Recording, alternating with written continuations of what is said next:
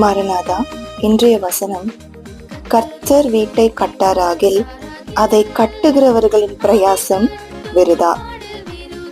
நம்ம எவ்வளவுதான் பாடுபட்டு நம்ம உடைஞ்சு போயிருக்கிற குடும்பத்தை கட்ட நினைத்தாலும், கர்த்தர் என் வீட்டை கட்டாராகில் நாம் பிரயாசப்படுகிறது வீணான காரியம். என் குடும்பம் உடைஞ்சு போயிடுச்சே அப்படின்னு சொல்லிட்டு மனுஷன்கிட்ட நான் அழுகிற ஒவ்வொரு கண்ணீரும் வீணானது.